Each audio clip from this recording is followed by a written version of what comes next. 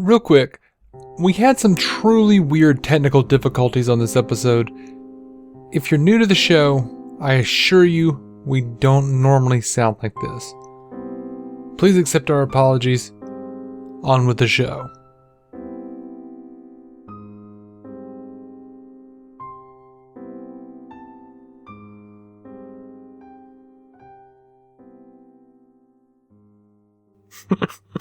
Hug clowns. That's the point of this movie. Yeah. Hug clowns. If you hug them, it takes away their power. Yeah. And their pistols.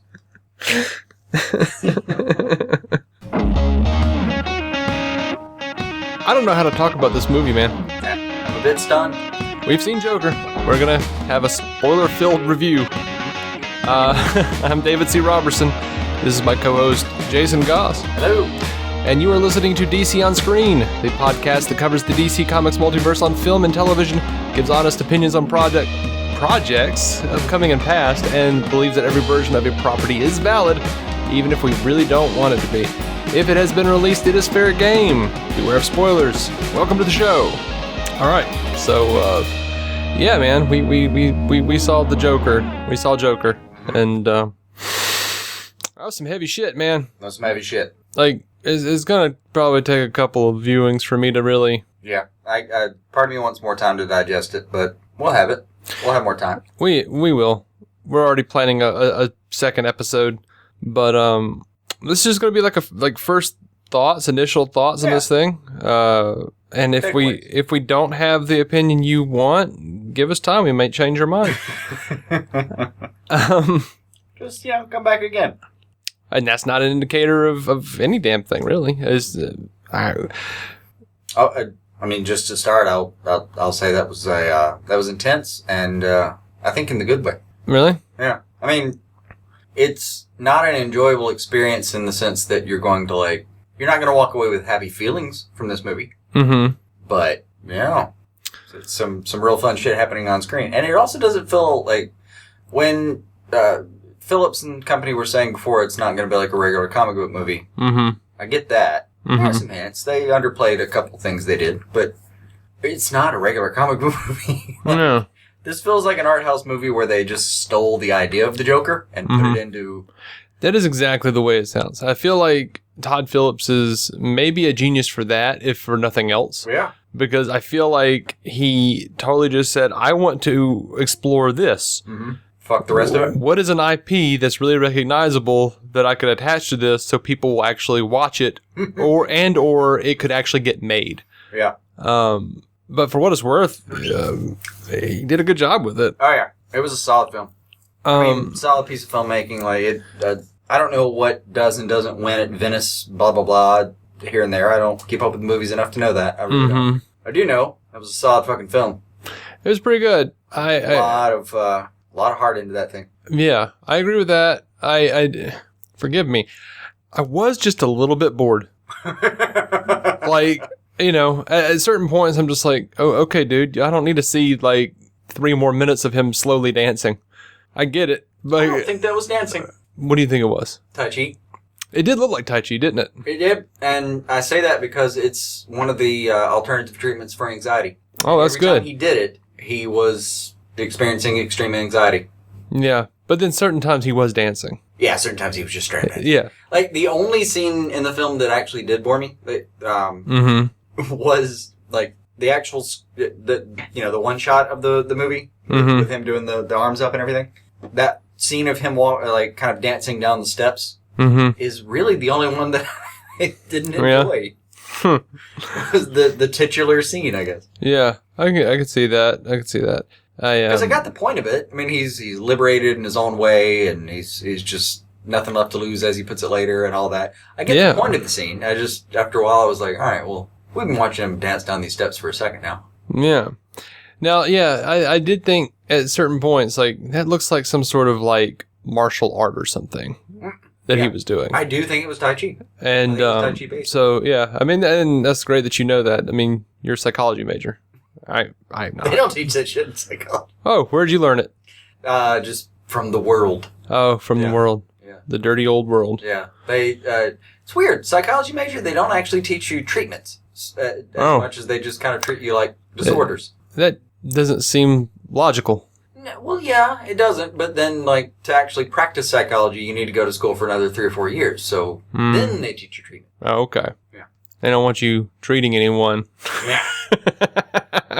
If you're an actual psychology major, you know just enough to be dangerous. Which is right where I am. Mm-hmm. All right.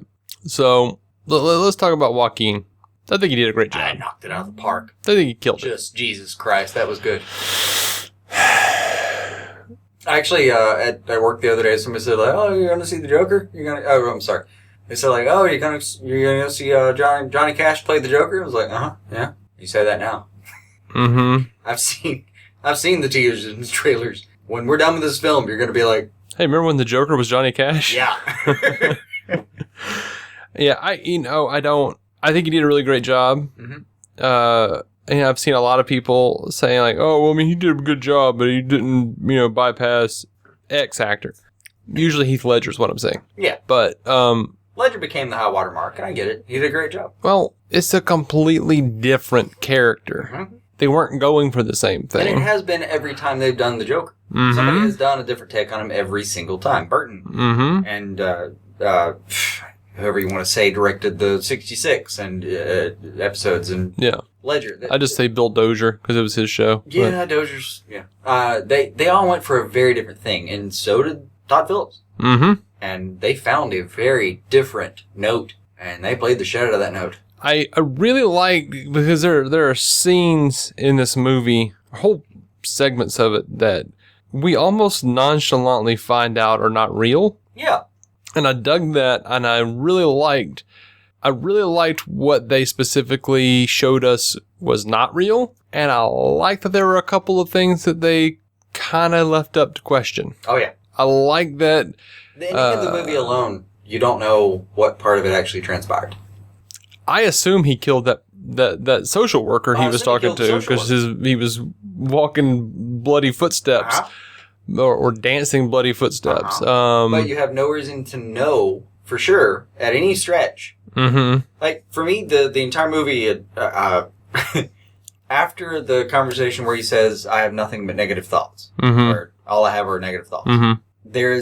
If I told you that in reality, after that conversation with his therapist, with the social worker, he was actually committed, and the entire thing happened in his head, and then the first kill he ever had was that social worker, mm-hmm. The other Arkham Hospital, worker, whatever. Yeah. You got nothing. You could not argue me out of that. There's no reason to prove that, no way to prove that's not true. Whole portions of the movie happened in his head. I mean, I think I could pretty, I think he killed De Niro on live television. Necessarily. Because De Niro earlier was a fantasy that he did when he was doing the Illusions of Grandeur. They watched him do it on live television. Yeah, but again, the first time he was on that, it was a delusion of grandeur. Mm-hmm.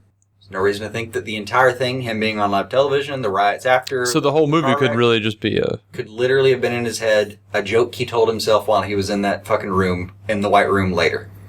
Yeah, what do you think the joke was at the end that the doctor didn't get? It flashes specifically to young Wayne over his parents in the alley.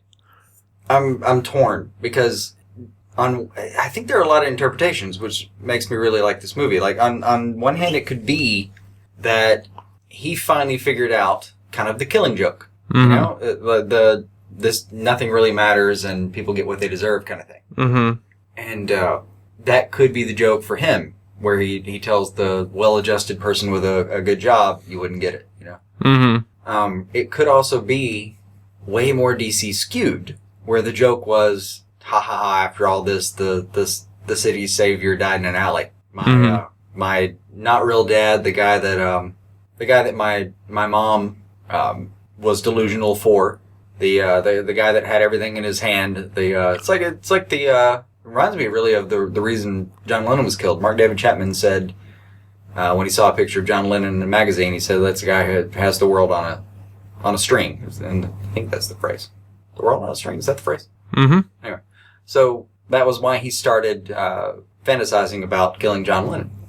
Was that moment where he had that thought, and that could be the joke. And if that's the case, it gets very DC centric, where the whole joke of the movie is I created a monster.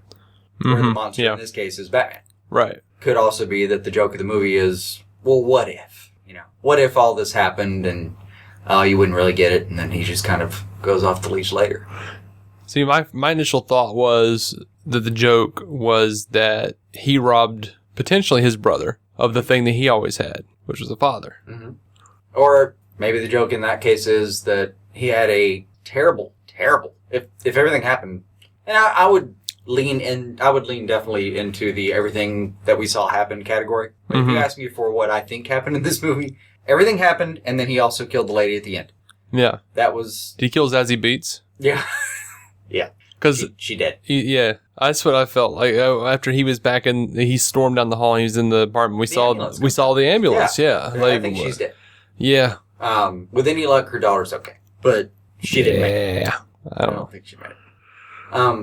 But yeah, like, that could also be the joke is, like, even though my parental figures, or my father figures in this case, they make it a point to point out that, Penny's, or his stepfathers or whatever, the boyfriends, the guys in his life were pieces of shit that left him literally tied to a radiator. Yeah. And, she was kind of terrible.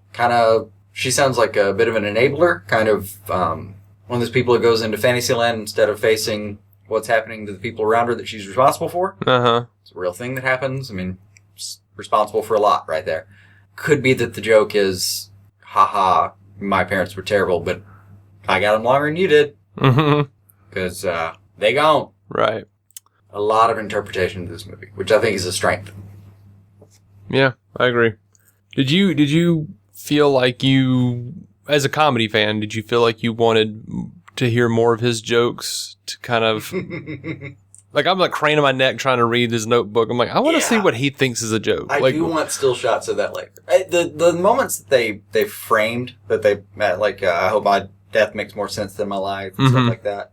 Or then, like, I love the stuff that's, like, almost an anti-joke. The stuff that he writes down that he thinks is funny. Like, I'm gonna butcher this phrasing, but mental illness, one of the problems with mental illness is people expect you to act like you don't have it or something. Mm-hmm. That's a real problem. Yeah, sure. That's absolutely. Like, it's a real issue, and one of the parts of the quirks of this kind of character that I enjoyed was he thought that was funny. There's no fucking joke there. Like, yeah. I did really dig that over the course of the film, he never really tells at any point a good joke.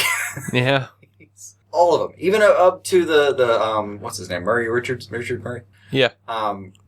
Even up to the Robert De Niro scenes, like when he's actually got the world at his disposal, he still doesn't land a joke anywhere. Mm-hmm.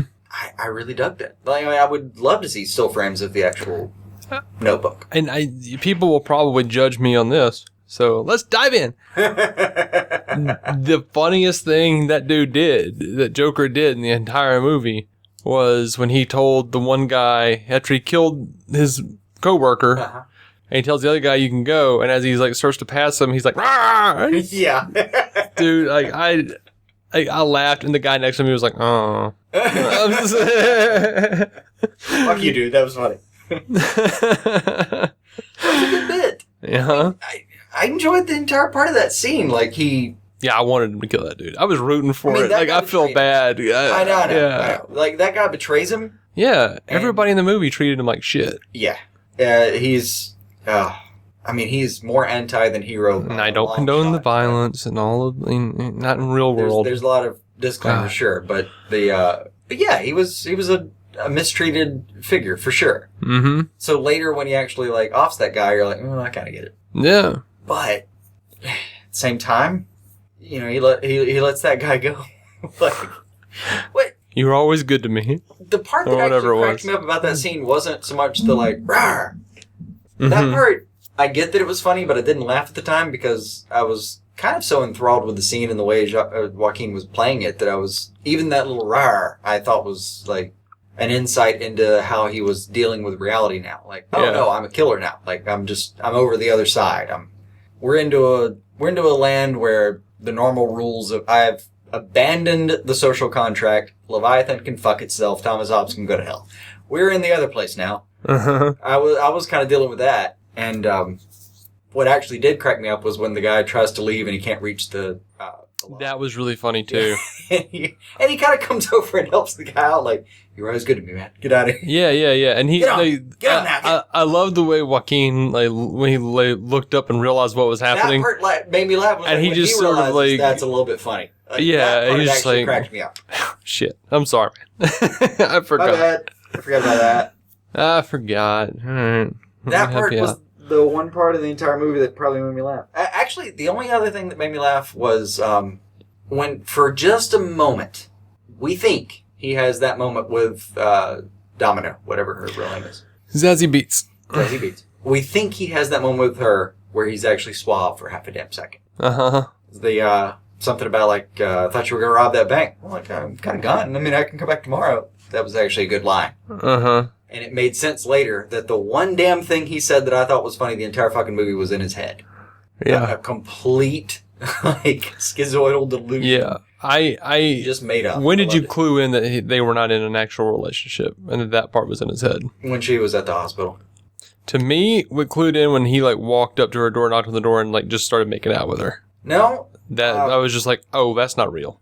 Part of me at that point, I thought, well, I mean, you know, there's the sex and violence correlation. Like, he might have just had that moment where he was... I just didn't think the relationship was there. He just, you know, was emboldened, and he went and, you know, grabbed the young lass kind of thing. Like the pictures of people making out on V-Day, you know, like, right, showed up in Watchmen and such. Yeah, I thought it could have been that. Mm-hmm. For me, really, I don't know what it says about me, but when she was at the hospital, I was like, yeah, that's not real. They fucked like one time and they went on one date. She's not at the hospital. There's no fucking way. I mean, narratively, I feel like the hospital wouldn't have made sense if we hadn't gotten the opening to the screw sesh.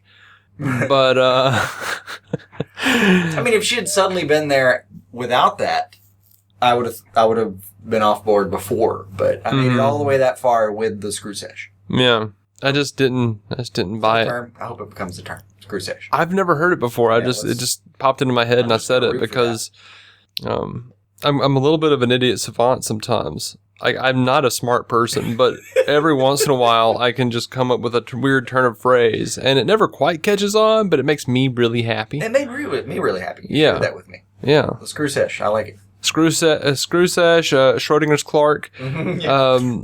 Those are. I mean, you could have said before the Netflix and chilled, but no. Screw sesh. Yeah. I didn't. I wanted to come up with something kind of original. Yeah. I don't know why it struck me. I like it.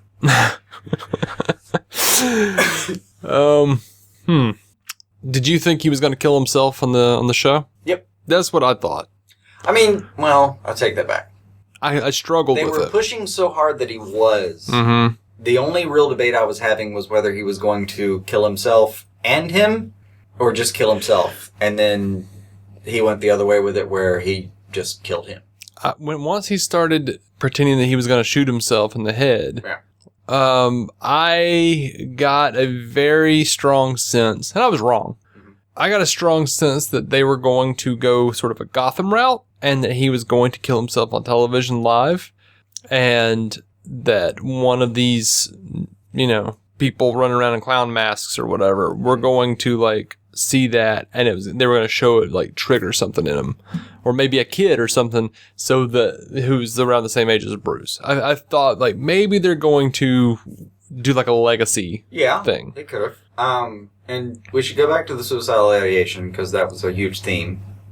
But now that you bring up Gotham, I kind of thought somewhere during the movie, about 60% through or whatever, once, as he put it, people are starting to see me now or something like that. Mm-hmm. One of my first thoughts was no, this is what they wanted to do on Gotham. Instead, Cameron Monaghan was so compelling as an actor that they didn't have to go through with it. Yeah. But because they could just keep asking him to come up with the new version of the proto-Joker that they wanted to do. That's a really nice way of looking at it, because as soon as you started to say that, I thought, oh, Cameron was the crutch. They leaned on him too much. I mean, I would say they did. Leaned on him, and they did lean on him. But also, let's give him credit for recognizing talent. Yes, absolutely. Absolutely. I think they were in an unwinnable position. They they cast well too early. Yeah. And they were like, why would we piss off like the, why would 1 million people who are actually listening? Yeah. The 1 million people who are watching this show really want him, damn it. 4 million. 3.5 by the time they were done. I think 3 at the lowest. I don't know about all that now. I think you're being a little optimistic. I think it dipped into the 2s. It never got to the 1s, but I think by the end they were back in the high 3s. But yeah, for sure. They had that guy, and I only hesitate. The crutch phrasing only hesitate because they did bring him in. They had the foresight. They had the vision. They did put themselves in a corner because once they brought him in and let him do his thing, he was so fucking good. Mm-hmm. But they also had an idea for a story where they wanted to have like a legacy kind of situation. And I think Joker did that better in 2 hours than they pulled off the entire time. I agree. And then they kind of a little bit abandoned the legacy thing, and turned it into more like not so much a legacy, like he was affecting the whole city, as much as he affected, himself, the other variations of himself, and then at the end his brother. Yeah. So they still found a way to tell like a really compelling Joker story. Like Cameron Monaghan's Joker is fantastic. That's maybe the best part of that entire series.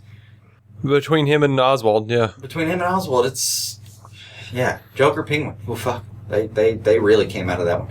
But like the idea that there's this underlying, the social worker called it tense. He called it it's crazy out there, whatever.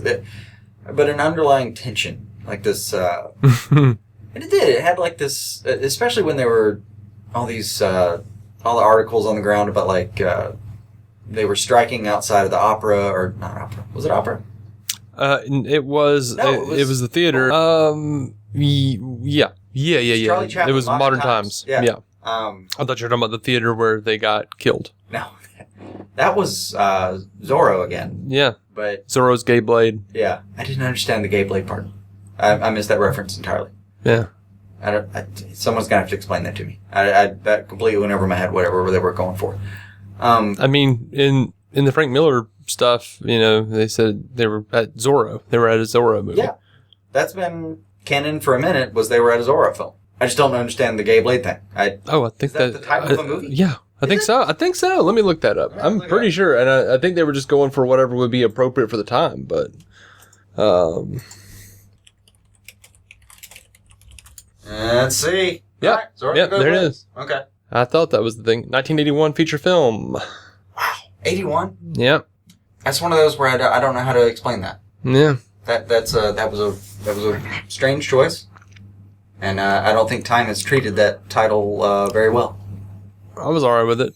Dude, I loved everything about the style of this movie. Like, I even loved the old school Warner Brothers logo that came up with that was so really fantastic. Yeah, very nostalgic. Also, it actually did a really good job of giving you an expectation of what you should be seeing in the movie. Like, the movie was, in my mind, in the 80s. Mm-hmm. Like, there's nothing you could tell me about this movie that wouldn't... I don't think there was anything anachronistic, that's the word I want. Mm-hmm. About the movie. I think it was set in the 80s. It the style looked like it. It just looked like... But like early 80s. And 81 fits. Because it looked... he still had the 70s hair. Yeah. It was definitely some 70s hair. The jacket was there. There was still like the archetype of the 80s Wall Street guy. That was what we were dealing with the entire time. Fucking the phone booths. All that. Mm-hmm. I mean, it was very retro in that sense. And by retro, I mean like right when we were born. Yeah. I didn't realize how old things were. How some things were today. I was playing guitar earlier today. Uh-huh. It was literally like I was playing a Beatles song and I was joking to myself. I was like, oh, this song's like 50 years old. And then the next song I accidentally started playing was a Stone Temple Pilots song. And then I got curious and looked down. I was like, oh, this song's fucking 25 years old. Yeah. It's depressing. Nah, I'm good with it. All of that just depressed me more than this movie did. I mean... The contemplation of your own mortality is a difficult pill to swallow, but... It's not my mortality that bothers me. It's just, my age. Yeah. And then my mortality. And then... kind of like it's not the fall that kills you, but the ground. Yeah. I get it. I'm sorry. You are wearing a shirt that says the times they are changing, so maybe that's true. Maybe that's what put it in my head. Old Bob Dylan shirt, yeah. Fucking love that song. Yeah, I don't know where we're going with that. Where were we going? I don't know. Are you new to the show? Well, I was hoping maybe you understood. No, I don't know what we're talking about. Okay. Well, on to the next thing. Man, I was really happy to see De Niro die. Yeah. He was too much of a dick. He was a jerk. I get it. And when he calls him on it, when he's just like, no, you made fun of me on your show and then brought me on the show to make fun of me. No. Mm-mm. You don't get a pass, buddy. You don't get to walk out of here. And I get... Here's the thing that... you know the kerfuffle before the movie about it was going to be inciting in some way, and we talked about it before. Yeah. I get why. I get parts of why. It was seen to be like a movie that maybe was aggrandizing... it's the best way. How do I want to phrase this? Aggrandizing a kind of thinking that shouldn't be... not necessarily portrayed. It should definitely be portrayed, but at times it feels like it is aggrandizing a kind of, like a vengeful kind of frame of thinking that, anyway. Hopefully all those words made some kind of sense. But I get why, like, it seems like it's kind of playing him up as a hero in a way that he's definitely not. And part of that had to do with, like when De Niro dies, or, like, he literally just goes on, like, this vengeful, he just goes fucking revolving his way through the fucking city about, like, or stabbing his way or whatever. Like, he kills a bunch of people that have fucked him off. Yeah. I get that that's a problem. It's also, like, in the phase of history, we're talking about, like, the Greek tragedies before were way worse than that. The Norse gods before that were way worse than that. In the history of mythology, and then the history of fiction following it, this is not fucking new. Right. Like, do you remember Kirk Douglas falling down? Absolutely. It was Michael Douglas. It was Michael Douglas. But yes. That directed, by the way, by Joel Schumacher. Really? Of Batman and Robin. And Batman Forever. But that entire fucking movie was just some dude getting some people that came before. Oh, yeah, dude. There was some, like, good psychology stuff there. Like, there was, like, a good little character study. But it was also, it scratched several of my itches that I didn't know I had, because it had this great character study. It was almost like the creation of a Batman villain. Yeah. But also, which is just my default. It's not because we're talking about Joker here. Yeah. That's just my default thought. The Gotham... I go to Batman or Star Trek, no matter what. The Gotham villain canon is top notch. But it wasn't just that. It was the fact that, like, it seemed like every, like, 10 pages of that movie was a video game. Like, he just, like, found more weapons. It was just like... It was like Duke Nukem. Yeah. Like, he killed a dude, take his weapons. Yeah. Oh, look, these guys were robbing a thing, and a bag fell out. What is it? Weapons! Like, he's just, like, loading up, buddy. Just reload. I like falling down so much. The whole point of my very badly worded little diatribe being, we've seen this before, and as God bless America, as people who can understand that a film is a film and digest things appropriately, and not do the two things that the media apparently was worried about. Was one, suicidal ideation, which you can argue for sure that this movie did a lot to kind of draw out how that happens. Like how someone walks themselves casually over to a point where suicide doesn't seem like that unreal of an idea. Because if you ask the average person, hey, how would you kill yourself? It's a fantasy. Yeah. But people who actually do it, it's like, it's not like you just snap and do it sometime. I mean, that does happen for sure. But often it's just like casually sidestepping over to a spot where you're like, oh, I didn't know I was going to be comfortable next to the ledge. And then suddenly I find myself here, and that one last step doesn't seem so crazy. I'll be honest, man. You know, I think, and last week I would have said this is bullshit. Yesterday I would have said this is bullshit. Uh-huh. But I believe it's true. Having seen it? Having seen this movie, I think I don't know who. I don't want to outright say Disney, or I don't even want to contemplate. I don't even know how to contemplate that it would be that big of a deal to them. I feel like somebody started this bullshit because there are so many movies. It's like all these critics saying, like, I think this is going to be too big of a movie. We can't have this come out. We can't have this is gonna incite a bunch of people. Like, okay, well, you watch a friggin' Bobcat Goldthwait movie where it happens and you all talk about how great he is. You're sucking his dick all over the place. But it's a DC movie, and all of a sudden, it's going to cause some shit. Well, and I will admit, and my wife said this to me as well on the way back home. And we both agreed, like, every movement that anybody in that theater made, we were staring at them and going, "Is this it?" Like, every time anybody got up, like, one of the ushers came in and, like, walked real slow across the front and, like, went to the exit and touched the handle and came back and was doing some weird movements with his hand. I was kind of freaking out, dude. And it was at, like, the apex moment where he's, like, screaming at De Niro. Oh. And I was just like... I was on the other side. I didn't see that. I'm like, oh, shit. He's motioning for... It's time. It's time. We're going to die here. Yeah. I think the media did cause me to dislike the movie, or at least have a bad experience at the movie, because I was thinking about, like, shit going down. I mean, legitimately, She did too, so... I get it. I mean, I thought it sounded like kind of overreactive stuff to begin with. Absolutely. This movie, though, is tame compared to some other stuff I've seen, violence-wise. Even ideologically, like, when you link, strong messages of violence with ideologies, eat the rich, all that shit. Like, we've seen stronger shit in other movies, like more violent. I think Boondock Saints is way worse. Yeah. Personally. It's been a minute, but the way I remember the Boondock Saints movies, it was like, if God gives you credence to do so, or the path to do so, kill whoever you fucking see fit to kill. Like, it was weird. That movie didn't make sense to me then. It doesn't make sense to me now. Like, it was. I love that movie. It was good action, but yeah. Oh no, it's not about the action. Like, I mean, you can. With that movie, I kind of feel like that movie felt like the Old Testament personified in a way. So does Punisher, or like a Leviticus the movie kind of. Yeah, I mean, like I said, like, so does Punisher. Like, yeah. I just because he doesn't mention God, I mean. Well, I mean, originally Punisher goes after the mob, and then he expands his scope after finding out he's really good at it. Yeah. What Boondock Saints is missing is, a dude in a mask running up and going, "This isn't the way." I mean, the thing that people are going to point out is different, I think, about the movie is that it does, and it really does a great job with mental illness.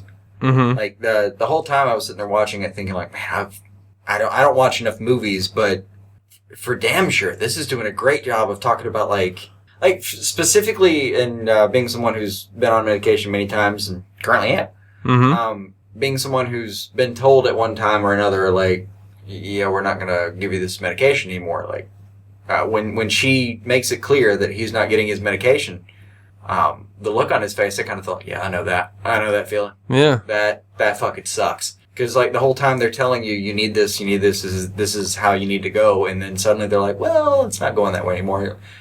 What the fuck were we doing the entire time before? You said I needed this shit. I was just barely okay, and then I was slightly better, and now you're telling me I can't have it? Oh my god. Yeah. It's a panicky, fucking frightening feeling. I get it. But, yeah, like, the thing I think people are going to point out about the movie is that the revenge plot and the disaffected, the maladjusted, if you will, the abhumans, the whatever you want to call it, like the people who are just to the left or right of functional, normal, happy. Mm-hmm. Some people are going to tell you, if you watch this movie, like, oh, it's going to embolden these people, they're going to take ridiculous actions. I had this guess about the movie going in, and now that I've seen it, I still stand by it. This is not a movie that should inspire you to be afraid of those people. This is a movie that should inspire you to fucking be kind to other people. Yeah. Like, he says, before he kills his mom, I've never been happy for 1 minute of my entire fucking life. Something like that. Yeah. What if that one moment had happened where it fucking, like, one person was kind to this motherfucker at any given goddamn moment? Whole thing could have changed. And I was so frustrated when he was on that show and he didn't say, look, they were drunk and they were attacking me. Actually, yeah, part of me wanted him to justify his actions, and the other part of me was like, no, I get what they're going for here. But what I kind of like, and part of me wonders, honestly, if Warner Brothers didn't start that as a marketing campaign for it. Oh, the whole backlash? No, I don't think you have to. I really don't. Because if you think about it, the movie does the same thing. The movie does what the critics did. the movie, like what they do in this him and then watches him. Yes, anyway. but like the people inside of the movie take his actions on the subway and start turning it into a political movement. And as he says on the late night show, I'm not political. No. Like, does he say like do I look like the kind of clown that could start a movement or something like that? Yeah. I get that. But everyone's like, oh, the rich did this, and certain elements of the story point to that too, but it's not just the rich. It's everybody like the first people we see treat him poorly are a bunch of poor kids who like ran up and like knocked a sign out of his hand and took it from him and then beat the shit out of him. Yeah. And he even explains their action as like, it's just some kids. Yeah. Like he's speaking out of both sides of his mouth there, because on the one hand he's like, things are getting crazier out there to his social worker therapist, and the other hand he's like, well, it's just some kids. And that shit's gonna get a little weird. Yeah. And then his buddy escalates the situation. Another poor person. Another poor working fucker. Escalates it into a gunplay kind of situation. Yeah. It's like every person in this movie is guilty. Everyone treats him like shit. The poor people on the bus. There is not a single retrievable, justifiable human in this entire fucking story. Yeah. The entire movie, every single person there is not fucking making it to Hallelujah, man. Like, everyone's an asshole or a sinner of some kind. But it gets rough. While we're looking at, while we have all these critics going like, oh, this is a commentary about... Dude, I think they're saying the opposite. I think this is like every person treats people with mental illness like shit. Yeah. Like, maybe not every individual, but like from every tier of society, from every caste, if you will. I think that I really dug that. No, the fact that like the reason it's a great commentary on mental illness in general is because this fucking movie, like, and I did like that Todd Phillips, or him and Joaquin had the idea that like we're not going to let him be diagnosable. I don't want him to just be manic depressive. I don't want him to just be a major depressive. I don't want him to just be schizoidal, whatever. We don't want him to be diagnosable. I want him to represent. And I think what they were going for a little bit was I want him to be relatable to kind of several things. Yeah. And what it amounted to was, to me, the movie, it comes across later as like, I get why people are worried about like the gunplay, the suicidal ideation, how someone could watch the movie and feel like inspired or emboldened to do something stupid. I get why there's that idea, but realistically, I think it brings to bear something that you have to consider that's way beyond the scope of a movie is, mental illness, not treated well. Yeah. Like, people who aren't different are not treated particularly well. Like I said before, how he phrases it, like, what is it, like, the crazy thing about mental illness is people expect you to act like you don't want to work like it. There isn't. The crazy part is, like, when you actually have somebody that's close to you in your life, generally, from what I've seen in my life, when there's somebody that's actually close to a person that has a mental illness, you tend to accept it and move on with that person because you know that person. Generally. I tried to. Thank you. And thank you. But generally, people tend to adapt to other fucking humans and accept whatever's going on there. Yeah. When it's a stranger, you don't have that same instinct. Right. And this movie tends to point out when it's a stranger, maybe you need to pay fucking more attention. Yeah. Like, maybe that's the time you should actually give a shit. Like, there's a lot more for me to take away from this movie. You heard what Jason said. The movie says to neglect the people you love in lieu of strangers with mental illness. That's what you said. Absolutely. You should stand on the street corner and hug people. Not even the worst idea I've ever had. Especially if it looks like they might have a knife. Just go. Hug clowns. That's the point of this movie. Yeah. Hug clowns. If you hug them, it takes away their power. And their pistols. They can't come out of the sewers if you hug them enough. They won't fit. Oh, gosh. I'm writing down that time. Why? Because we need an opening.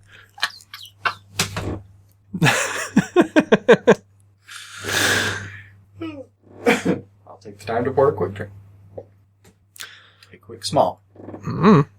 Christian was working the other day. You came home like this? I did. I didn't realize the second was coming. I told you, man. All right, so I think we got the gist of what the mental illness portion of the movie was, as far as like the message. Would you agree? Takeaway, but that's again our first look, and I would like more time to digest what's happening. Which we'll get deeper into it. We will. I have a question though. What do you actually think was real? Do you think that he actually was Thomas Wayne's son, based on the photo at the end with the note from Thomas on the back of her photo? Or do you think it not matters? I kind of do. And I kind of liked that addition, that it'll be an older Joker in their version of the DC canon. Like, part of me really wishes this was the beginning of a DC franchise. It might be. I mean, it's going to make some serious fucking money. Like, it's going to pass 100 million over the next 7 days. They've already upped their tracking to over 90 million for the weekend. Yeah. Not to mention whatever it's made before private screenings. Like, it's going to make serious money. Mm-hmm. I wouldn't mind this being the beginning of a franchise at all. Because I enjoyed this look at the Joker as an entity, maybe as much as I've ever loved anything that has to do with the Joker. Like, this was... The width and breadth of this exploration is heretofore unforeseen. Like, it's... Well, shit, that belongs on a poster. This was special. I've never had so much time to relate to him. Or to hate him, whatever I was going to do with him. I've never had that much time with him. And they didn't waste really any time. In the couple hours I was in there, I was fucking, I got to know this Joker really well. Mm-hmm. I'd love to see what happens later. But I'd love to see also the addition of the Kevin Smith spoke to the will kind of thing. Or spoke to the will. Anyway, Kevin Smith spoke to the wheel. He used to say like he had a spoke to the wheel kind of. Like, They added a spoke to the wheel. Yeah. But the way you said it, it sounds like he's spoke about a wheel. No, spoke to the wheel. It sounds literally like it sounds like chatting at Moses at the burning bush or some shit. But it's like Kevin Smith talking to a wheel. Yeah. That's pretty much what would happen if you put him in a Transformers movie and let him write it. Him talking to Bumblebee in the car the entire time. 90 minutes of him chatting at it. But the spoke they added where potentially he is actually Bruce's brother, and where potentially also it's somebody that frightened him as a kid, showed up at the perimeter of his estate as a child. Mm-hmm. The visage of the movement he inspired, having shot his parents. That's a fucking great backstory for the Joker. Yeah. Vis-a-vis Batman. Like if that got mounted at any point, I'm on board. Yeah, I think I would be. Also, I have to admit, and they said it in the bathroom scene, like Joaquin, Arthur says, like, look at us. They actually really did look the same. They did. They were really well cast. Mm-hmm. Like, you think Thomas Wayne was ever actually Alec Baldwin? I think for a second they probably wanted to. Yeah. I think maybe for a second they wanted to. Mm-hmm. I wouldn't be surprised if, based on my memory of the reports, it wouldn't surprise me at all if they wanted Alec Baldwin to kind of maybe have more of a Trumpish feel to him. Mm-hmm. And then that at some point they pulled back and said, no, let's do a different, less timely and topical kind of thing. Yeah. And it wouldn't surprise me if also Alec didn't want to do it. Yeah. Like, they just backed out of the whole thing. Like, well, the amount of controversy that it caused when they were talking about him playing a Trump-like character. Yeah. I think he was like, I don't need this shit. I don't want to do this. I would probably back out. You didn't need it to tell your story. No, you didn't. And I liked that there was some ambiguity there, honestly. Mm-hmm. I liked that we weren't really sure how bad of a guy Thomas Wayne was. Because you're right. The stuff that he said on television about everybody, all these poor people being clowns who didn't make anything of their lives, that could have been Arthur just imagining it. Mm-hmm. It's amazing how much of this movie could have been in his head. Yeah, now I want to see it again. Like, the entire movie realistically could be 15 minutes long. Mm-hmm. If everything he imagined post that first conversation was just a joke he told himself, And part of the movie kind of leads you to think that because it's crazy. Like, the riots happen, the clowns are suddenly there, all of this is going on. He's got the two boogeymen detectives trying to chase him. He evades them for some reason. Like, it's fantastical. And we never did. That far. And he gets this weird resurrection scene on the hood of a police car that he's supposed to be fucking going to jail in. Like, by the way, the Heath Ledger callback on the... Oh, yeah. Great. Yeah. Great. Do you remember the scene? They never went back to it. Uh-huh. The first scene that he's talking to his social worker at the beginning of the movie, she mentions him being in the asylum. Uh-huh. And she says, have you given any more thought to what caused you to be there in the first place? And they never went back to it. Later on, he acts like he's never been in an asylum before when he's talking to dude from Atlanta. Yeah. It was a dude from Atlanta, wasn't it? Yeah. Paperboy. When he's talking to Clerk. Paperboy. He, at the time, though, that still made sense because he was also asking... I can justify that, though. Because when he asks, he says, like, what does it take for someone to get put in here? Uh-huh. He is ostensibly asking about his mom. Mm-hmm. But he could also be asking, because, as you put it before, he still didn't know why he was there.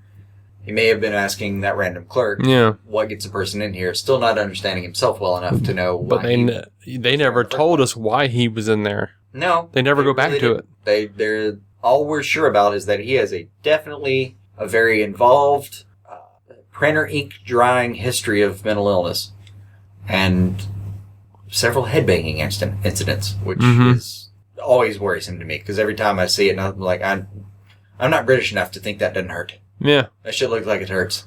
Yeah. But, he could have been in the asylum the whole time, really. The entire time. Nothing stopped him. Oh my gosh. True. I think there are multiple interpretations of what actually happened in the course of this film. He could have just heard about the Waynes getting killed on television, man. Oh, yeah. Literally, the entire thing about the Waynes in general could have been Thomas Wayne is an influential figure in town who's maybe going to run for mayor. Last thing he knew about that we knew about that was also true. Next thing you know, it's his mom is, an ex-lover of his. He's their child. He goes to visit them and roughs up, not Alfred, we'll call him. I think he was Alfred. I don't think I actually said Alfred. They never said Alfred. For it, but yeah, I think they cast him as Alfred and said he was Alfred when they cast him. Did they? Good. I think so. But it's clearly Alfred. Oh yeah, it's totally Alfred. Yeah, it's totally Alfred. All of that could have been just a thing that he drummed up. Every last bit of it, especially like when you get to the very end, and it's like a couple of guys that are in the clown riot. Which, god damn it, I love that term. I'm now in love with clown riot as a term. I'm sorry, I'm stuck in my own stupid thing. What were you doing? I was thinking about how the guy that played Alfred was kind of thicker than most Alfreds that we see, and Thick boy Alfred. I thought Alfred Butterworth. That's pretty good. Alfred Butterworth. Alfred Nickleworth. Yeah, I'm not proud. I'm gonna go back to clown riot, which is still a phrase I love. Mm-hmm. So in the clown riot, there's the two. He's being taken to jail. Happens to be struck by an ambulance that's driven by the two clowns. They happen to see him and pull him out, like Jesus figure almost style. Pull him out, let him there, and then again, I'm still calling it the resurrection. Like it's this very kind of holy looking scene of him rising, and there's like get up, and all that. So they play him out very messianically. Yeah, and I was thinking about that too. But that could all be in his head. Like, it's so big. Yeah, it could be. And fantastic. It could definitely be in his head. Yeah, I was thinking about his story being like a reverse Jesus story, and instead of because one of the cool things about sometimes just call that Lucifer. Well, no, because like one of the cool things about the Jesus story is that it wasn't just like the Jews that condemned him, it was also the Gentiles, the Romans, right? Oh, yeah. Everybody voted. So, in the same way, it was the rich and the poor who condemned Arthur Fleck. Oh, yeah. Yeah. Yeah, I could see that. Yeah, because you have the poor kids represented at the beginning, like the proletariat early on. Mm-hmm. Steals his sign. He has to pay for the sign, for God's sake.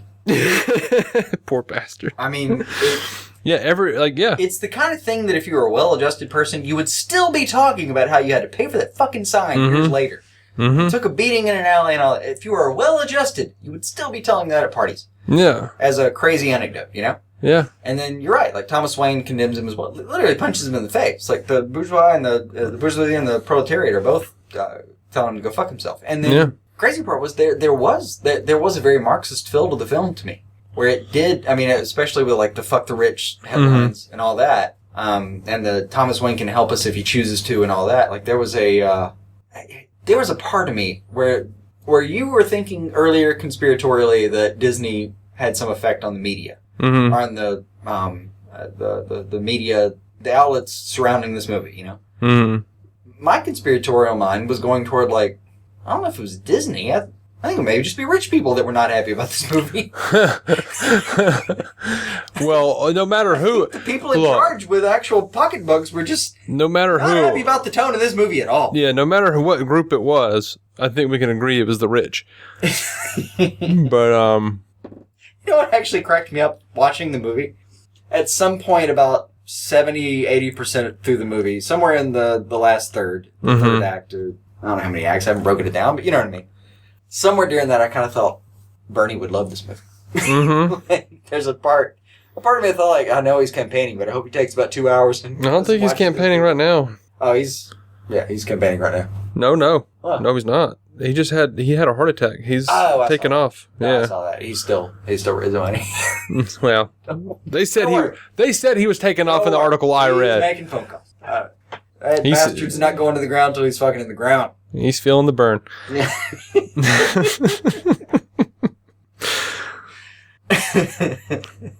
Yeah. But yeah, there are a lot of philosophies you can bring into this movie. A lot of like, I mean, I want to digest the movie. I want to watch it more, but it's one of those movies where like my educational background is a psychology and a philosophy degree. I fucking love this movie in that sense. Yeah. See, there's a lot I can play with. I was a little concerned. Like, as I was watching it, I was like noting the things they're not going to wrap up, and I'm like, Jason don't like when things don't wrap up. He says it's a cop out. So I was kind of preparing myself for you to just be like, you know, this is bullshit. No. I've definitely gone that way at times, and I hope I'm not contradicting myself to say this, but, and you know, let me know if I am. I'm open to it. I'm a human. It happens all the fucking time, like on the daily. But this movie told a story. I just think there are also interpretations. No, sure, yeah. Like the story it told me was for sure. All of these things happened. Like the only part of this movie that was imagined, like in the major narrative, I guess, was you're gonna have to say her name again. I'm sorry, Dominoes. Oh, Zazie Beetz. Thank you. And I don't remember her name from the film, so I can't just use her character name. I don't know that they named her. Girl Arthur Stalky. She certainly wasn't Harley Quinn. No. You dipshits. Although she had a vibe for a second. She did. If this movie continues into a series where we see Joaquin go on, like she's going to be maybe the template mentally that we remember as like, oh yeah, you found a heart. Because well, you killed 3 pricks. There's only 1 million left to go. If they did a sequel, I would love it if like he just imagined that Batman was real. If Batman was always a figment of his imagination. Wouldn't that be fun? That'd be fun is like at the end of the second film, if there was another scene where he's back in the asylum and you have another moment where you're like, did he just kill one guard or did that entire fucking movie not happen? Yeah. I don't know. I strongly suspect there will be a sequel. Could have been just all of this happened. He kills the guy on live TV. He goes to the closest thing to prison that he's eligible for, which is some white version of Arkham. And then kills the lady there and dances in her blood as he, goes down the. Which, by the way, I love the shot of the footprint, the blood footprints getting weaker and weaker. Yeah. As he works it off his shoes and stuff. Awesome, fucking awesome last scene. God, visually, this film was amazing. It was everything I was missing from The Last Jedi.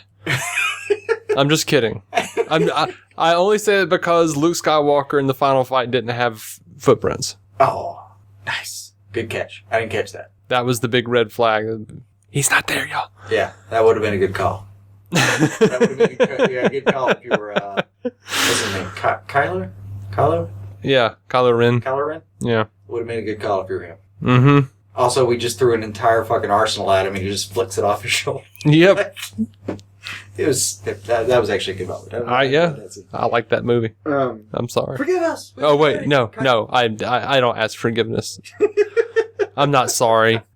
I think The Last Jedi was my favorite Star Wars movie so far. I'm not sure. I kind of want to go back and watch them all before I get to the Last Skywalker. I'll give it to you this way. I'm not willing to go back and watch them all because I have not enjoyed most of them. See, I haven't seen the original since I was about 12. I mean, I've seen them a few times. Literally one viewing, and I think I was 12 years old. Like, to me, it's worth it to go back and watch, choice scenes. I was sick, and he was like, you need to watch these while you're sick. And I was like, I have strep throat anyway. Fuck it. Let's do it. Yeah. Like, it's 7 hours. Let's do this. It's worth it to go back and look at choice scenes throughout the trilogy and be like, that was a good moment. But, I think I remember maybe more. I honestly probably remember more about those films as a result of Spaced talking about those films. Mm-hmm. Simon Pegg alone has probably reminded me more of those films than I remember the original 3. That's probably a real thing. Mm-hmm. One day I will go back and watch them all and I think I want to go back if I can before I see this last one. With an open mind. The latest one, I guess. Yeah. Okay. Do it. Maybe we'll do it together and do like a Patreon thing. We'll try. We'll fail. I'm like, this is sounding less and less likely. All right, what else do we have? Do you have anything else, really? Hospital scene with I liked his clown shtick. His clown shtick? Yeah, like Joaquin as a clown. Mm-hmm. Decent clown. Okay. I mean, if I was going to a sick ward, and I saw that clown performing, I'd think that guy's putting in his fucking best. Oh yeah, okay. Yeah. I was trying to think of like a good instance. Like we saw him twirling a sign. What else do we see? Oh, there was the 2 seconds before the gun fell out of his pants. Several seconds. I forget which song it was, but he was. No, it's the clap, stomp, whatever. Yeah, I don't know. I don't remember that old fucking fairy tale. Actually, my favorite part of that scene, this kind of made me smirk a little bit. I didn't laugh, but it was a smirk. When he does kick the gun out, and he runs over there and grabs it real quick, and then he just kind of puts it back in his thing, and like the one girl who sees him get it kind of gives him the big clownish. Yeah, that was actually pretty fun. Yeah, he stayed in character, which I loved. It reminded me of I can't remember where I heard this. I want to say it was Conan, but it was an old story about. It was a story about one of the old fucking comedians, like one of the 40s and 50s kind of guys, and it was a guy who would do like mime work, work on a. So the story was the guy was working on. I want to say it was Mel Brooks who actually said this one. Anyway, he was talking about somebody though that he'd watched, and it was like an exercise where it was like try to open a jar, that old improv kind of thing. You're like. Mime opening a jar and you make it as funny as you can. And at the end of the bit, the guy actually did open the jar and put the lid down triumphantly and held up the jar. And apparently the instructor just kind of moved on and was like, all right, we're doing the next bit. And without thinking about it, I forget I really wish I knew who he was talking about. Without thinking about it though, the guy shrugged his shoulders, reached down and grabbed the fake jar lid and put it back on and put the jar down. And went to the next bit. That was not necessary. But it was a really great example of staying in character. Yeah. I don't know. For some reason that reminded me of it when he was... he's fucking kicked a gun across a children's hospital floor. Yeah. The big clownish finger of the mouth kind of thing. Yeah. I enjoyed that. And then 2 minutes less than 2 minutes later, we're watching him smash the telephone booth with his head. Yeah, that was great. This movie will not let you have a damn moment. You're going to stay on the mat the entire fucking time. I think my wife was actually right. I made her watch the trailer for this movie this morning. I told you, she said, why would I ever watch that? It looks really sad. And I'm going to have to go home and tell her, you should never watch this movie. You were right. Yeah. This is not something you're going to enjoy at all. Good call. Yeah. Good self-care there. I pretty much, I have a number of our listeners who have, messaged me and been like, hey man, I think you're really going to like it. It's super depressing. And it's made me wonder, what am I giving off on this show? I mean...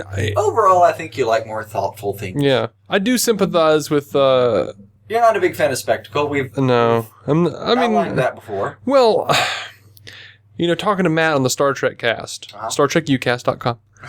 Sidebar. Yeah. plug.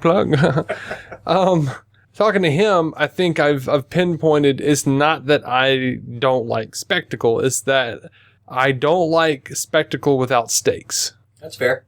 So, like, at a certain point, like, you show me a Transformers movie, I don't care. I don't know what the action is, because I'm looking at what looks to be a bunch of machinery flying around itself and changing shape, and I can't tell the difference between the Transformers anyway. They don't look like my Transformers, where I could look at them and go, oh, those colors, that's Optimus. Yeah. Red and blue. He looks like the Chevron sign. That's my boy. Because, like, while they're standing there stationary talking, you see that, but then, like, when they're all changing and fighting and stuff, it just looks like, big gray mess of... Right. So, we've got that, like, I do get bored, like I'm sorry, that big final fight sequence in Man of Steel went on a little too long for me. It was just a little too much of that in a row. Like, I needed more breakups. The part that stands out to me is, I think you do like an action scene for a minute. Mm-hmm. But I think I kind of mean, like, not colloquially for a minute. I think I kind of mean for a minute. Like, you have about that much attention span for an action scene, even when it's well earned. Yeah. Like, a really good, good guy's got to fight the bad guy. Like, we do a show called DC on Screen. Mm-hmm. Where I'm sure you're aware that the premise of most of what we cover is good guy and bad guy fighting. Yes. Even when we've talked about comics, your favorite moments are for sure not the fights. No, your favorite moments are the character developments. I like the character developments, and I like when somebody takes a character and says, like, oh, okay, but this is his actual motivation. That's the moment where you're like, oh, dude, that's good. That's a really good design. I like that. Yeah. You like insightful moments. I get that. I really love those too. I also enjoy watching people punch each other for right now. Like, to me, that there is something to be said. Like, I feel like Avengers, the first Avengers movie, did it really well. Second Avengers movie, not so well. But I had problems with that too. Avengers, the like that last, like, whatever it was, 20, 15 minutes, whatever it was, where it was just all out fighting the entire time. There were a lot of, like, little good, really good, insightful character moments of, like, within that fighting. Getting built and stuff like that. Yeah. Like, even Hawkeye just over his shoulder shooting that guy. Yeah. Or moments later when he tries to shoot Loki and just grabs it out of the air and it explodes. Like, all of that was... Even Hulk just, burning off rage and just punching the shit out of Thor for no reason. Yeah, that was good. Or one of my favorite moments when... it's one of the great team-building moments of the Marvel Universe is when they all come together for that big power shot. Mm-hmm. And Iron Man, like, the most egotistic fucker on this maybe in the entire Marvel Universe, has that moment where he's like, call it, Cap. Like, has that moment of humility of like, yeah, we're in battle mode and you need to be in charge. Yep. Call it, Cap. And then fucking he calls it, you do the perimeter, you do this, blah, blah, blah, blah, blah. Hulk, smash. Yep. They gave you that, Yes. That was big. It was really good. Yep. So, I do tend to enjoy, it's a lot like what, you remember when Mark Maron was talking about how he doesn't like superhero movies? Mm-hmm. And he says, he was talking about how people who like superhero movies were like grown man babies or something like that. Something like that. And he says, I want to be like, I'm a real adult. I want to go to see a movie that I don't understand. Or something like that. It's a really good, like, perfect Mark Maron kind of joke. Yeah. I'm a real adult. I want to go see movies with subtitles that I don't fucking get. Like, yeah. That would be his kind of thing. Like, I want to walk out of that theater not knowing what happened. Like, the same way he, in one of his bits, has his vinyl midlife crisis where he's like, yes. I want to understand Captain Beefheart. But, by the way, my big gripe from the movie is probably, like... Not enough Maron? Not enough Maron! Like, not enough Maron. Yeah. Fucking no Maron. He got cut, man. Or I don't know if he got cut or if it was just such a tiny part. Because he seemed to enjoy that part. When I heard him talking about it before, when he was talking about, like, dude, this is a real movie, they're doing real stuff, blah, blah, blah. Maybe he did just mean that, and Mark Maron is not a stranger to mental illness himself. Yeah. He may have just been excited to see a really good portrayal of what life's like on that side of things. Mm-hmm. But it seemed like he was more excited about his role in the movie, and then he was just fucking there for like 2 seconds. I mean, I swear he had 3 lines, and he was literally like a fade to the background focus shot. And that was it. Like, yeah. That was it. I did consider, though, that, he told a story about how he was talking to De Niro down the hall, and they were like, you're coming in kind of hot. I'm wondering if, like, those scenes were just unusable. Maybe. Or I wonder if they... It's possible, but he's really... I do get this... I get the notion, though, that maybe they were in the editing going, I like that scene, but, like, there's no way Arthur could have seen that. It is possible because the movie is very Arthur-centric. It's very much from his point of view. It is possible that they cut anything that didn't have to do with him. Because when you think about it, that movie, the entire fucking movie is Joaquin's either there or experiences it. Mm-hmm. Which I think lends to the did it really happen notion of the entire thing. Which is, as you point out, not something I would normally have a problem with. But it's kind of like how like Donnie Darko pissed me off. Mm-hmm. Because I don't fucking know what happened in that movie. I mean, I watched it one time, and that was probably literally 18 years ago. But I remember coming away from that movie thinking, I don't know what just happened, and I don't think I'm supposed to know what just happened. Whereas this movie, I kind of walked away thinking, I know what I was told happened, and there are other things that might have happened, and that's kind of fun. Yeah. I think there's a difference. I am open to there not being a difference, and anyone is welcome to yell at me. Yeah. I probably yelled at about Donnie Darko. It's okay. Oh. Well... People really love that movie. I enjoy it, but came to the realization, like Matt and I sat down a long time ago and tried to work it out, and it doesn't make sense. Oh, you did the nuts and bolts and she's not there? It's a really cool concept. Mm-hmm. The concept is the world is ending in a certain amount of days, but the truth of the matter is, especially when you look at the director's cut, the truth of the matter is they are in a tangent universe, a pocket universe that was not supposed to have been created. And that airplane engine that fell in the house was supposed to kill Donnie, and it didn't. So I do remember that being the closest I ever got to it, is that was like a machination, and the best thing that could have happened, and the reason he laughs is because he was supposed to get killed. Mm-hmm. And you know what? Now I'm talking myself out of, like, maybe I need to go back and watch Donnie Darko, because I'm not sure there's that much damn difference. Yeah. The director's cut does a cool thing where, like, in between certain acts, it shows you, or maybe not even acts, but, like, chapters, maybe? Interstitially tells you things. They, like, bring up pertinent segments of, what's her face's, the old time travel nun. Oh, yeah. Grandma Death. They bring up pertinent segments of Grandma Death's time journal book. Mm-hmm. Yeah, well, that's something. It clues you in a little bit more about the world, but I'm not sure it makes sense. But yeah, watch it. We'll do a Patreon or something on it. I'm serious. Like I enjoy talking about that shit.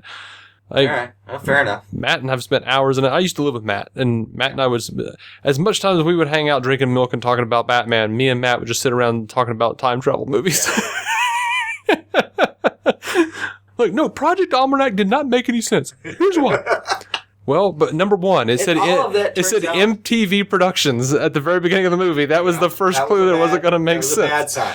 Yeah, he told me about that movie. It was well after the makers of Joe's Apartment. It was well after we lived together, but he was like, "Hey man, you want to go see this Project Almanac movie?" I was like, "What is that?" And he's like, "Oh, it's a time travel movie." I was like, "Absolutely, let's do it." Of course. So like, we go to see the Project Almanac, and we sit down. He's like, "Yeah, it just looks really cool. All the trailers. I haven't seen anything." And the first thing we see is like MTV Productions, and we both went, "Oh!" Like we both like groaned. That's sad. And it had some really cool moments, but it didn't make any sense. Like they abandoned their own rules pretty damn quickly. Oh, that sucks. It does. No, see, on the other hand, when I saw the Joker, first of all, I normally just see trailers for like I just don't have time. We watch too much television. I can't get out for regular movies. I only get to watch regular movies sometimes when I'm at home. I can't get out to do them anymore. Yeah. Also, baby. So I can't get out to see regular movies, and this was not a regular comic book movie. I enjoyed the trailers way more than I normally do. Yeah. I was excited about a couple of the films I saw. Yeah. In a lot of ways, I enjoyed this movie more than, I don't know. It's different. Like, a lot of Marvel movies. In a lot of ways. an entirely different genre. It is. Warner Brothers, Marvel entirely. Like, we're DC on screen. This is what we cover. Joker's a DC character, all that. And it's still, this did not feel like something we normally cover at all. No, it doesn't. And I think that might be I'm not saying that it's better or worse than any Marvel movie for real. I think I'm it's good to get something different. Oh yeah, you need some flavor. And I think the comic book movie genre really needed this. I think it needs more of stuff like this. I'm kind of wondering what it might do for the scope of things. Yeah. Because this movie's going to make a ton of money. Mm-hmm. Like, it's going to do really well. I think it's going to make it... I actually wouldn't be surprised. We're recording this at 5:51 right now on... Saturday night, and I would be astounded if it hadn't already made its money. Now, I know earlier I said that it was a little boring to me, but history shows the movies that I was a little bit bored by on the first watch wind up being... Spike up a little bit. They wind up being some of my favorite movies. I hated Life Aquatic the first 3 times I watched it. It's one of my favorite movies now. Watched it one time, enjoyed it, and walked away. Now, see, big blockbusters I watch, I'm really excited about, but then I sour over time. I'm like, it's just, why did they do that? They mentioned this, and they never brought it back up. I think this one has a lot of, like, subtle character choices. That's the fun part about this one, though, is it has a lot of really subtle choices about how Joaquin played him. Mm-hmm. And then it has a lot of really pretty bold choices about where they went with the actual plot. Yeah. That I think are going to develop pretty well over time. I mean, I think I'm going to be happier about this movie than I was the first time I saw it. Mm-hmm. I'm pretty happy about it right now. How did you feel about being wrong? Well, which part of being wrong? You were so certain. Bad. You were so certain they weren't going to do the Wayne deaths. Oh, yeah. See, I'm a little nuts because I was just like sitting there going like, show me them Wayne deaths. Make Jason wrong. Make Jason wrong. He was so certain. I forgot I said that. But yeah, I was wrong. I was like, oh, they're going to do it big too. It's going to be a big thing. And they did it big and it was a big thing. And I've already actually talked about how I thought that was a really cool twist in the universe. So. Yeah. I forgot I was wrong about that, but I don't know. I didn't. I feel okay about being wrong. Here's the terrible thing. What I saw was pretty fun. I have a terrible memory. I feel like a bad person for just holding that and remembering it like Jason was wrong. Like I was just hoping and waiting. No, you have a way better memory for what we've talked about than I do. My memory is pretty shitty for the most part. I was just being... I don't know if I'm like a bright spot or what. I was just being petty. I will constantly tell you about things like, you've already told me about that. Okay. and the only consolation I have is like every time this happens, I'm like, well, is this how I felt about it before? Like, that's the same opinion you had before. Okay. So I'm not a different person. Yeah. I just have a poor memory. My autobiographical memory is shit. Dude, like, I mean, it's the thing we both do for sure. Because, like, I won't remember stuff I say. But, like, if I need to go back and listen to the show or whatever, someone said something to me online, like, hey, man, blah, blah, blah. I'm like, I don't know what the hell they're talking about. And pretty much, if you specifically reference anything that happened on DC on screen, it doesn't matter that we did it the day before. I don't know what you're talking about. While I'm at work, I am listening to the show, waiting to hear what the hell you're talking about. No, I have to go back. About half the time, I have to go back and figure out what we were talking about. But while I am listening to that, I'm hearing your responses and going, "No, man, Dave, you should have said that." And then I will say that, and I will be like, "Oh, that's awesome." Yeah. Like I went there. Good job. And then there's another little nagging part of me is it's like, "You're so predictable. You're such a basic bitch. Why would you say that?" You're allowed to be basic to yourself. No. If you were surprising yourself the entire time, you would literally have dissociative identity disorder. Well, maybe that's what we need. Maybe that's what I need. That would be a diagnosable thing. I've become too predictable to myself, Jason. If you were like going to take a spoonful of dinner and you willed it to your face and it was AAA batteries, you're like, well, I got myself again. Thought I was gonna make mashed potatoes, but good job, Dave. Didn't see that coming. It was batteries. But no, in much the same way, like, you will tell me a thing and make the same jokes in the same exact way. I've done that. And 5 minutes later, I can be like... I literally used the same beat to tell you. 5 minutes later, I could be like... I thought I was coming up with it for the first time. And I could be like, Jason, what did you just say to me? I'm like, shit, I don't know. Yeah. But then, like, a month later, you'll tell me the same thing, verbatim. I'm like, what is this, a freaking rerun? What's happening here? I think sometimes you look at me like, are you testing me? Yeah, I think so. Like, no, I'm genuinely just trying to do my best right now. What is going on? If I didn't know your memory was so shitty, I would think you were just testing me to see if I listen. And then if it wasn't that, I would consider that perhaps you were just like, I don't know, really meticulously trying to keep up friendships by like calling people and just playing a recording of yourself talking. Possible. I have lost friends that would probably have done a good job of keeping. My wife is like, what are you doing? You're just sitting on the phone. I'm like, just listen to this tape of Jason. I think he fucked up and sent me the same recording from last month, but I don't know, I'm just saying if there's anything new. 5 minutes go by. He just fucked up and sent me the same tape. He forgot to fucking switch the tapes, Bethany. Yeah. He forgot to fuck. That's how far apart Dave and I are now. Yeah. Jason's decided that if I'm not going to listen to the pull list episodes, he's just going to like call me and play them for me. That actually would be fun. I would kind of enjoy. Please don't do that. No, I would kind of enjoy putting up a pull list episode that was just me saying, Dave, I know you're not listening. I'm just going to talk for a second. Tell you what, I'm going to read my favorite verses from the Gospel of John. And just every 3 words, Dave, I know you're not listening. And he for his second, Dave, I know you're not listening. All right. Anything else you want to talk about right now? For now, on this first look, on this whatever not that I can think of at the moment. First impressions. We're gonna come back to it, and there's a lot I want to digest about the film. All right. Part of me gets a little bit of the suicidal ideation. Suicidal ideation. That's not a phrase I'm comfortable having fucked up. Suicidal ideations. The film does a really good job of portraying that little like sidestep I was talking about earlier. That's the one part where I'm like, I want more time with that. I want to think about this. I want to sleep on this, and I want to have a couple of dreams about it, and really let my REM cycles sort this shit out. Like, they did a really good job with... You sound like a damn hippie. I know. Fucking REM cycles. I want to have a few dreams, man. He's like sitting here stroking his beard. And I am. Yeah, man. I'm going to have a couple of dreams about it, man. Yeah. Somebody spoke and I fell into a dream, man. And then I turned into a Maxwell's coffee commercial. Or Columbia House coffee. Whatever fucking coffee.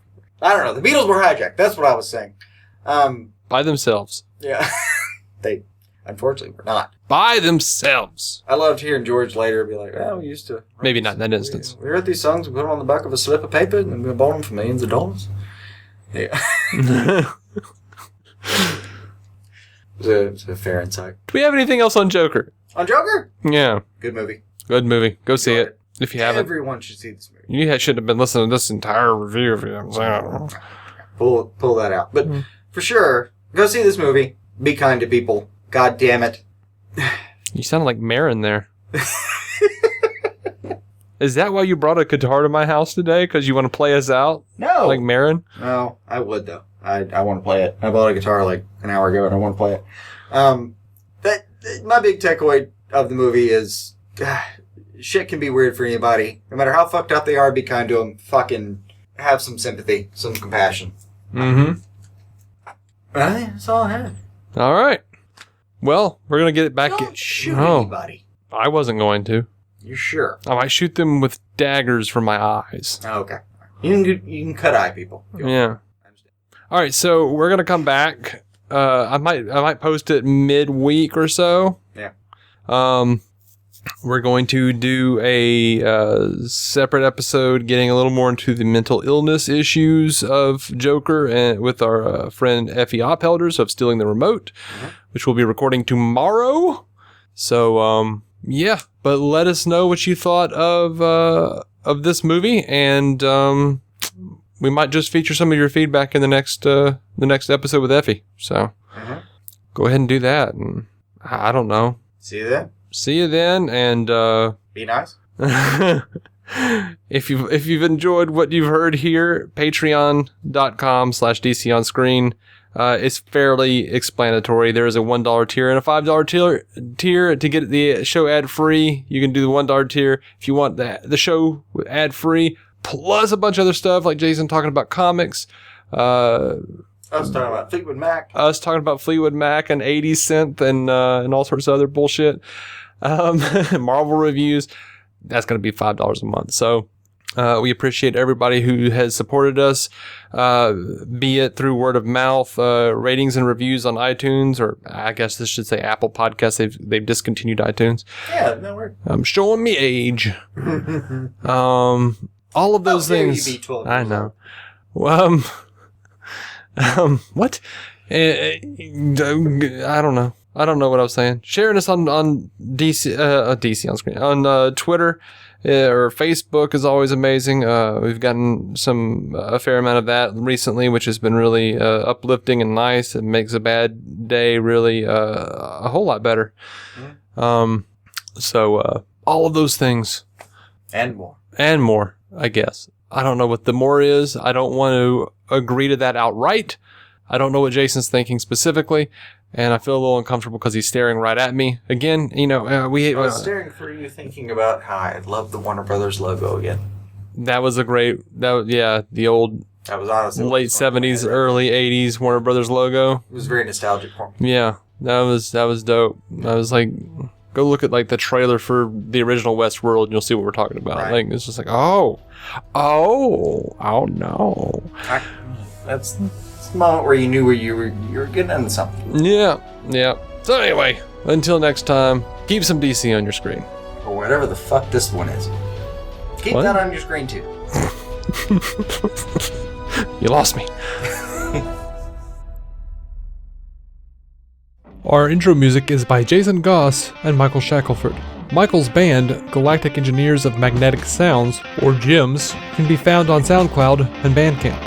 Visit DCOnScreen.com to find our Patreon, merch, contact information, and every episode of the show for free, including crossovers we've done with other podcasts. DC On Screen is a maladjusted production. For more from me and Jason, including sketch comedy, vlogs, parodies, and our improvised web series Hey Guy, visit maladjusted.tv.